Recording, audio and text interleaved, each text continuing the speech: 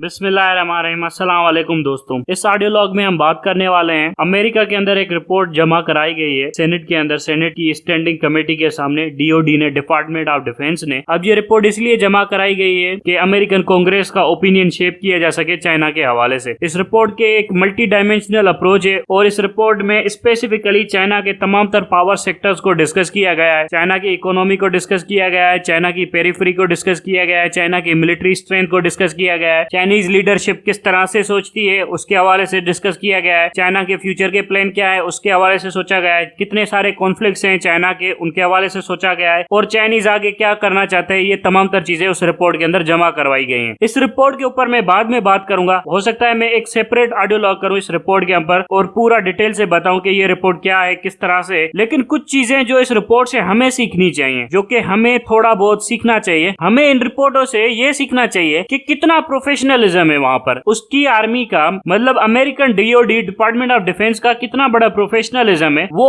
पैसे खर्च करके एक रिपोर्ट बनाते हैं अपने एक कॉम्पिटिटर के हवाले से, और कॉम्पिटिटर के हवाले से जितनी भी डॉक्यूमेंटेशन है रिपोर्ट का वो सारा का सारा वो सेनेट के हवाले कर देते हैं। अब ये रिपोर्ट दो हिस्सों में बेसिकली डिवाइडेड, एक क्लासिफाइड डॉक्यूमेंट है, एक नॉन क्लासिफाइड डॉक्यूमेंट है। जो नॉन क्लासिफाइड डॉक्यूमेंट है वो तो वो पब्लिश कर लेते हैं, जो क्लासिफाइड डॉक्यूमेंट होता है वो अमेरिकन लीडरशिप पब्लिश नहीं करती, वो सेनेट के पास ही रहता है। तो ये जो नॉन क्लासिफाइड डॉक्यूमेंट है वो सामने पड़ा हुआ है, इंटरनेट के ऊपर भी अवेलेबल है। अगर आप डीओडी की वेबसाइट के ऊपर चले जाएंगे या सेनेट की वेबसाइट के ऊपर चले जाएंगे तो आपको मिल जाएगा। तकरीबन 196 पेजेस की रिपोर्ट है, आप आराम से पढ़ सकते हैं, बहुत कुछ है। अगर आपको कुछ ज्यादा इंटरेस्ट है इस रिपोर्ट को पढ़ने के लिए तो आप खुद पढ़ लीजिए, सारी की सारी रिपोर्ट बहुत ही ज्यादा डिटेल में है, बहुत सारी चीजें उन्होंने डिस्कस की हुई है, कुछ चीजें छोड़ी हुई है, वजह यह है कि वो क्लासिफाइड डोमेन में आती होंगी इसीलिए उन्होंने नहीं बताई होगी, लेकिन एक अच्छी रिपोर्ट है। अब आप अमेरिकन सिस्टम का काम देखिए, कितना सोफिस्टिकेटेड काम है। वहां की आर्मी स्टडी कंडक्ट करवाती है, पैसे लगा के पूरी की पूरी रिसर्च करके एक डॉक्यूमेंट बनाती है, उस डॉक्यूमेंट को अपनी पार्लियामेंट को भेजती है, यानी कांग्रेस को भेजती है, कांग्रेस उसे स्टडी करेगी, फिर रिपोर्ट बनाएगी और फिर पॉलिसी बनाएगी और फिर पॉलिसी बनाकर अपनी आर्मी को देगी कि आपने ये करना है। इस तरह से एक जमहूरी मुल्क के अंदर सिस्टम चलता है, लेकिन यहाँ पर ऐसे नहीं चल रहा। यहाँ पर क्या हो रहा है, यहाँ पर आपको मैं बताता हूँ, मैं सारी की सारी डिफेंस रिपोर्टिंग वगैरह देखता था किसी टाइम के ऊपर। आपकी सेनेट की कमेटी के अंदर कोई इज्जत नहीं होती सेनेटर्स की, बेचारे एक को तो नंगा करके मारा है, दूसरे सेनेटर्स में हिम्मत नहीं होती कि वो इनसे पूछ सके। और सेनेट और पार्लियामेंट के अंदर सिर्फ कौन जाता है आपका सिर्फ और सिर्फ ये सेक्रेटरी डिफेंस। सेक्रेटरी डिफेंस को आगे कर देते हैं, बाकी सारे के सारे जनरल्स हैं वो नवाब लोग होते हैं, वो घूमते फिरते हैं, इनसे कोई पूछ नहीं सकता। एक्चुअली में क्या होना चाहिए, अगर हम एक प्रॉपर डेमोक्रेसी होते, और जो हम नहीं है, फ्रेंकली स्पीकिंग हम डेमोक्रेसी नहीं है, हम एक एलीट का बनाया हुआ निजाम है जो हम चल रहे हैं। अगर हम एक प्रॉपर डेमोक्रेसी होते तो यहाँ पर जनरल आसिम मुनीर को बिठाया जाता, उससे सवाल कर सकती पार्लियामेंट, तमाम कोर कमांडर्स को बुलाकर उनसे सवाल कर सकती पार्लियामेंट, और भी बहुत कुछ हो सकता था अगर हम एक प्रॉपर डेमोक्रेसी होते। सारे की सारे फाइनेंसेस जो भी जाते हैं हमारी मिलिट्री के पास, उनकी ऑडिट होती, उनकी ऑडिट रिपोर्ट पार्लियामेंट में पेश होती, और फिर वहां पर पार्लियामेंटेरियंस जनरल से बुलाकर उनसे क्वेश्चन करते कि ये पैसे तुमने कहां पर खर्च किए। ये होती है ट्रांसपेरेंसी, ये होता है प्रोफेशनलिज्म, ये होती है अकाउंटेबिलिटी। लेकिन यहाँ पर ऐसा कुछ भी नहीं होता। यहाँ पर क्या होता है, मैंने बहुत सारी रिपोर्टें पढ़ी हुई हैं, अगर आपको यकीन नहीं आ रहा तो आप अभी भी सेनेट की वेबसाइट के ऊपर चले जाए, standing committee on defence senate की पढ़ी हुई है, वो रिपोर्ट देख ले। 3 पेजेस, 4 पेजेस, 5 पेजेस, इससे ज्यादा बड़ी रिपोर्ट नहीं होती। और क्वेश्चंस कौन से डिस्कस होते हैं, पता है कौन से डिस्कस होते हैं वहां पर क्वेश्चन? ये नेशनल पॉलिसी वगैरह कुछ भी डिस्कस नहीं होता इस सेनेट की स्टैंडिंग कमेटी जो कि पाकिस्तान की। वहां पर डिस्कस ये होता है कि फलाना प्लाट ले गया था तो उसका क्या हुआ, ये जो डीएचए के गटर लाइन खराब हो गई तो इसका क्या हुआ, ये जो डीएचए के अंदर सफाई का निजाम है इसका क्या हुआ, डीएचए के अंदर गार्डन लगाना है तो इसका क्या हुआ, वो जो इलेक्शन करवाने थे डीएचए के अंदर वो म्युनिसिपल बोर्ड बना के नहीं बना, म्युनिसिपल बोर्ड की इलेक्शन कैसे हो रही है। ये वो नॉनसेंस रिडिकुलस क्वेश्चन है जो आपकी सेनेटर्स पूछते हैं। एक्चुअली में सेनेटर्स को बोला ही जाता है कि आप लोग यही पूछे, बाकी कोई क्वेश्चन हमसे ना पूछा जाए। सो ये वो चीज है जो आपकी सेनेट पूछती है इन मिलिट्री वालों से, और वहां पर मिलिट्री वाला भी कोई नहीं आता, सिर्फ सेक्रेटरी डिफेंस आता है, क्योंकि अगर कोई कोर कमांडर पार्लियामेंट में आएगा तो कोर कमांडर की इज्जत कम हो जाएगी, पार्लियामेंट की इज्जत बढ़ जाएगी। सो ये वो तमाशा है जो इस मुल्क के अंदर बंद होना चाहिए अगर हमने इस मुल्क को एक्चुअल में डेमोक्रेसी वगैरह बनानी है। अब आप अमेरिकन का सिस्टम देखें, कितना सोफिस्टिकेटेड सिस्टम है। एक अच्छी खासी रिपोर्ट बनाई है उन्होंने, अपनी सेनेट को भेज दी है, वो स्टडी करेंगे, वो पॉलिसी बनाएंगे, इंस्ट्रक्शन देंगे, इंस्ट्रक्शन प्रेसिडेंट को भी देंगे, डीओडी को भी देंगे, फिर सारे लोग मिलकर एग्री कर जाएंगे कि ये हमारा एनिमी है या नहीं है चाइना के हवाले से। सो इसे कहते हैं ओपिनियन बिल्ड करना। आप अपनी रिपोर्टिंग के थ्रू, आप अपनी डेटा के थ्रू, अपनी पॉलिटिकल लीडरशिप का ओपिनियन बिल्ड करते हैं। आप उन्हें धोखा नहीं देते, आप उन्हें समझाने की कोशिश करते हैं कि ये चीजें ऐसे ऐसे हमने करनी है। सो इस तरह से आप अपनी लीडरशिप का ओपिनियन बिल्ड करते हैं। यहाँ पर क्या होता है पाकिस्तान के अंदर, ISI वाले झूठी रिपोर्टें बना के प्राइम मिनिस्टर को कन्विंस करने की कोशिश करते हैं। एक्चुअली में हमारे प्राइम मिनिस्टर ही कम अक्ल है, नालायक है। अगर आपको ISI वाला कहता है ना कि इसको ऐसे ऐसे कर दो, तो ISI वाले को कहो कि रिपोर्ट पे लिख कर दे, मुझे एक ऑफिशियल रिपोर्ट बनाकर भेजे। अगर ऑफिशियल रिपोर्ट बनाकर नहीं भेज रहा तो वो झूठ बोल रहा है, क्योंकि उसको पता है कि अगर ऑफिशियल रिपोर्ट बनाकर भेज दी और डॉक्यूमेंटेड फॉर्म में आ गई तो ये मेरे खिलाफ इस्तेमाल होगी कि मैंने इस तरह की रिपोर्टिंग वगैरह की। सो ये कभी भी डॉक्यूमेंट्स के ऊपर कुछ भी नहीं लिखते। ये प्राइम मिनिस्टर से कहते हैं कि आपसे मिलना है, फिर मिलने के बहाने पहुंच जाते हैं प्राइम मिनिस्टर हाउस के अंदर, फिर वहां पर उल्टी सीधी डिमांडें लेकर बैठ जाते हैं। और ये जो प्राइम मिनिस्टर ने भी दुकान खोली हुई है ना PM हाउस के अंदर, कि जब भी कोई आर्मी चीफ आता है वो मुंह उठाकर चला आता है PM हाउस के अंदर। इनका क्या काम है PM हाउस के अंदर बार बार आने का? सो प्राइम मिनिस्टर को भी थोड़ी अपनी डिग्निटी शो करनी चाहिए, अपनी ऑफिस की रेस्पेक्ट शो करनी चाहिए कि भाई तुम्हारा काम नहीं है बार बार यहाँ पर आने का, जाना है तो पार्लियामेंट के पास जाओ, एक्चुअल इंस्ट्रक्शंस जो होंगे वो मैं खुद ब खुद दे दूंगा। बाकी तुम पार्लियामेंट के अंदर क्यों नहीं जाते? वहां पर क्वेश्चंस का जवाब दो, पार्लियामेंटेरियंस के कुछ सवाल है उनका जवाब दो, वहां पर आपके सेनेटर्स का कुछ सवाल है उनके जवाब दो। फॉर एग्जाम्पल अगर एक्चुअल डेमोक्रेसी होती पाकिस्तान के अंदर, तो ये जो फाटा वाना के टेररिस्ट इंसिडेंट्स हो रहे हैं जहां पर TTP आ गई है, तो इनको पार्लियामेंट में बुलाया जाता, कोर कमांडर पेशावर को बुलाया जाता, कोर कमांडर कोयटा को बुलाया जाता, उनको बिठाया जाता, उनसे पूछा जाता कि भाई ये दहशतगर्दी क्यों हो रही है, क्या तमाशा हो रहा है यहाँ पर, आपके पास रिसोर्सेज नहीं। फिर एक अच्छा खासा डायलॉग होता, फिर पता चलता कि कौन कहां पर खड़ा है और कौन सी खामियां हैं हमारे डिफेंस के अंदर जो कि हम रीफुल नहीं कर सके। फिर आर्मी चीफ की परफॉर्मेंस का भी पता चलता कि आर्मी चीफ क्या क्या चीजें हैं जो अपने कोर कमांडर्स को सप्लाई नहीं करा। सो ये होती है ट्रांसपेरेंसी, ये होती है सिस्टम का फंक्शन करना। यहाँ पर किसी को सिस्टम चलाना ही नहीं आता। एक्चुअली में सारे के सारे लोग अपने ही नशे में बैठे हुए हैं। एक्चुअली में जो थोड़ा बहुत सिस्टम चलाना आता था वो पीपल्स पार्टी को होता था। पीपल्स पार्टी सबसे बड़ी करप्ट निकली है। अगर आप पाकिस्तान को एक आजाद जमहूरियत देखना चाहते हैं, फ्रेंकली स्पीकिंग इमरान खान का भी कोई विजन नहीं दिख रहा पाकिस्तान की जमहूरियत के हवाले से। इमरान खान की बलूचिस्तान के ऊपर क्या पॉलिसी थी 3 साल के अंदर? मैं बाजवा को तो गालियां दे रहा हूं, लेकिन इमरान खान से भी पूछूं तो बलूचिस्तान के ऊपर 3 साल के अंदर उसकी क्या पॉलिसी थी? बलूचिस्तान ठेके पे दे दिया हुआ था, सो वो पॉलिसी तो नहीं चली है ना। अच्छा छोड़े बलूचिस्तान को, ये गिलगित बल्तिस्तान इमरान खान की हुकूमत है, ये आजाद कश्मीर इमरान खान की हुकूमत है, यहाँ पर क्या पॉलिसी चल रही है? सो ये भी तो थोड़ा बहुत इमरान खान बताए ना कि वहां पर क्या हो रहा है। सो ये वो चीजें हैं जो इमरान खान को खुद से पूछनी चाहिए। फ्रेंकली स्पीकिंग इमरान खान को भी क्या दोष दूं, इसकी पार्टी के अंदर सारे के सारे ढक्कन बैठे हुए। इमरान खान एस्टेब्लिशमेंट से लड़े, मीडिया मैनेज करे, पार्टी को टिकटें डिस्ट्रीब्यूट करे, धरने जुलूस करता फिरे, या ये सारी की सारी गवर्नेंस मैनेज करता फिरे। सो इस पार्टी के अंदर कैसे बंदे बैठे हुए हैं ये भी तो थोड़ा सा देख लेना चाहिए इमरान खान को। एक्चुअली में लीडर का काम नहीं होता कि सारी की सारी एग्जीक्यूशनल पॉलिसी वगैरह कैरी आउट करे। लीडर पॉलिसी देता है, उसके अंदर लोग होते हैं जो सारे की सारी पॉलिसी को कैरी आउट करते हैं। इमरान खान पॉलिसी दे रहा है, नीचे कोई बंदा ही नहीं है जो एग्जीक्यूट कर सके। सो एग्जीक्यूशन का प्रॉब्लम है, पॉलिसी तो सबकी क्लियर है कि करना क्या है। सो ये वो चीजें हैं जो इमरान खान को भी सोचनी चाहिए। थोड़ी सी ओवरऑल प्लानिंग कर ले पाकिस्तान के हवाले से कि हमने कैसे चलाना है। अब जनरल आसिम मुनीर आ गया है, अच्छा बंदा है, ठीक ठाक काम करना चाहता है, लेकिन मसला यह है कि आपको इतनी बड़ी आजादी नहीं दी जा सकती कि आप अपनी मनमानियां करते फिरे। फ्रेंकली स्पीकिंग आपको पार्लियामेंट के अंदर आना पड़ेगा, आप ये ट्रांसफर पोस्टिंग वगैरह नहीं कर सकते, आपको बहुत ज्यादा चीजों के ऊपर जवाब देना पड़ेगा। पाकिस्तान आर्मी के जितने भी बजट है, जितने भी फाइनेंस है, उनकी ऑडिट करनी पड़ेगी। अब ये तमाशा नहीं चलेगा कि ये डिफेंस के बजट है, ये क्लासिफाइड रहने चाहिए, ये तमाशा बिल्कुल भी नहीं चलेगा अब पाकिस्तान के अंदर। अब आने वाले दिनों के अंदर मैं थोड़ा बहुत इस रिपोर्ट के हवाले से बात करूंगा। ये जो 196 पेजेस की रिपोर्ट है, मैंने आधी पढ़ ली है, आधी रहती है। इसके अंदर बहुत ज्यादा डिटेल में चाइनीज के ऊपर डिस्कस किया गया है कि चाइना ने क्या करना है, क्या नहीं करना है, चाइनीज लीडरशिप क्या सोच रही है, चाइनीज आर्मी क्या सोच रही है। इसके अलावा इन्फॉर्मेटाइज्ड वॉरफेयर क्या है, इंटेलिजेंसाइज्ड वॉरफेयर क्या है। ये वो चीजें हैं जो बहुत ज्यादा डिटेल में इसके अंदर लिखी हुई है। अगर आप पढ़ना चाहते हैं तो आप मेहरबानी करके वेबसाइट के ऊपर चले जाइए, आपको मिल जाएगी। लेकिन मैं इसको डिटेल में समराइज करके आपको यहाँ पर ऑडियो लॉग करके बता दूंगा, थोड़ी बहुत तस्वीरें भी लगा दूंगा स्क्रीन के ऊपर कि आपको समझने में आसानी हो। इसके अंदर मैं पहला सेक्शन जो करूंगा कि चाइना की मिलिट्री स्ट्रेंथ के ऊपर करूंगा कि चाइना की मिलिट्री स्ट्रेंथ एक्चुअली में क्या है, कितनी है। वो स्पेसिफिकली लैंड फोर्स के हवाले से होगी कि चाइना की जमीनी फौजें क्या है। उसके बाद उसकी ऑपरेशनल डॉक्ट्रिन के ऊपर बात करेंगे, फिर स्ट्रेटेजिक डॉक्ट्रिन के ऊपर बात करेंगे, फिर उनके जो